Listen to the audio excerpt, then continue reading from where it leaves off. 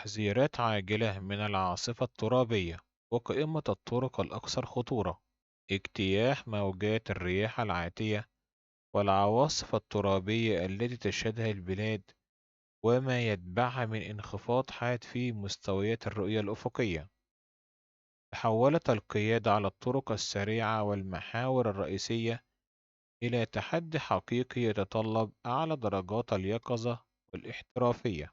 أطلق خبراء المرور سلسلة من التحذيرات العاجلة لقائدي المركبات، مشددين على ضرورة توخي الحذر الشديد، خاصة عند سلوك الطريق المفتوح والصحراوي الذي تتزايد فيه سرعة الرياح وتتراكم فيه الرمال، مما قد يؤدي إلى وقوع حوادث كارثية حال عدم الالتزام بالتعليمات الأمنية.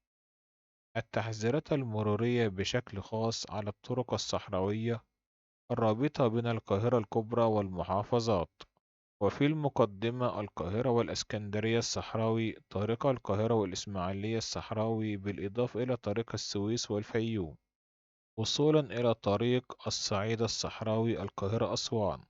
تعتبر هذه الطرق أكثر المناطق تأثر بالعواصف نظرا لطبيعتها الجغرافية المكشوفة التي تجعل الرياح المحملة بالأتربة قادرة على حجب الرؤية تماما في دقائق معدودة، مما يستوجب على السائقين التفكير مليا قبل اتخاذ قرار السفر في مثل هذه الأجواء. الالتزام بالسرعات المحددة والمقررة. لم تقتصر التحذيرات على الطرق الخارجية فحسب، امتدت لتشمل المناطق الحيوية داخل العاصمة، حيث حذر الخبراء من خطورة القيادة المتهورة على الطريق الدائري ومحور 26 يوليو وطريق الواحات وكوبري أكتوبر الذي يشهد تيارات هوائية شديدة الارتفاع.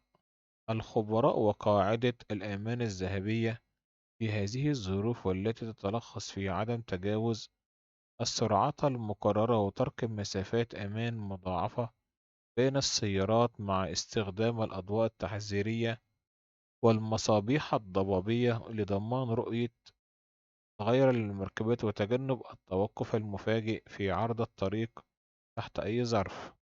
كما نصحت الدوائر المرورية بضرورة التأكد من سلامة المساحات الأمامية والخلفية، والتأكد من عمل كافة إشارات الضوء ومتابعة النشرات الجوية والمرورية.